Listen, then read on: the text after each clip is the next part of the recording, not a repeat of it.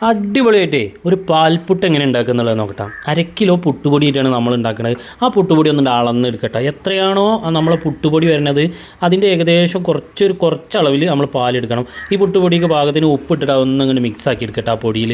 എന്നിട്ട് നമ്മൾ എത്രയാണോ പുട്ടുപൊടി അളന്നത് അതിൽ നിന്നൊരല്പം കുറച്ചിട്ട് പാലെടുത്താൽ മതി കേട്ടോ. ഓവറായിട്ട് കുറക്കണ്ട. ഒരു 80% പാലെടുത്താൽ മതി ആ പുട്ടുപൊടിനെ കാട്ടി. എന്നിട്ട് അത് ആ പുട്ടുപൊടിയിൽ അങ്ങനെ ഇങ്ങോട്ട് ഒഴിച്ചിട്ട് അവിടെ കുതിരാൻ വേണ്ടി വെക്കട്ടോ.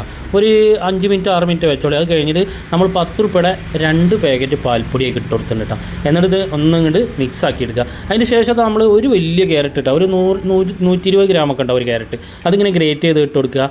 ഒരു തേങ്ങയുടെ 1/4 ഭാഗം ചിരണ്ടിയെടുത്തത് അതിലേക്ക് ഇട്ട് കൊടുക്കുക. ഒരു 2 ടേബിൾ സ്പൂൺ 2-3 ടേബിൾ സ്പൂൺ പഞ്ചസാര കൂടെ ഇട്ടിട്ട് നല്ല രീതിയിൽ കുഴച്ച് മിക്സ് ആക്കുക. എന്നിട്ട് ഇതാ പുട്ടും കുറ്റിക്ക് അങ്ങോട്ട് ഇട്ട് കൊടുക്കുക. ഒരു ലെയർ ആദ്യം തേങ്ങ ഇടുക, എന്നിട്ട് പുട്ടുപൊടി ഇടുക, പിന്നെ തേങ്ങ ഇടുക, പിന്നെ പുട്ടുപൊടി ഇടുക, അങ്ങനെ ലെയറാക്കിയിട്ട് ഇടുക.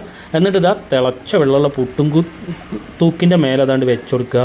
ഒരു 6 മിനിറ്റ് 7 മിനിറ്റ് മാക്സിമം മതി കേട്ടോ. എന്നിട്ട് ഇതാ അതിൽ നിന്ന് എടുത്ത് ഇങ്ങോട്ട് കുത്തിയെടുത്താണ്ടല്ലോ. ഈ പൊട്ടിലേക്ക് കറി വേണ്ട, ഒന്നും വേണ്ട. വേണമെന്നുണ്ടെങ്കിൽ പഴുത്ത മാങ്ങ കുഴച്ചിങ്ങനെ തിന്നാൽ സൂപ്പറായിരിക്കും കേട്ടോ.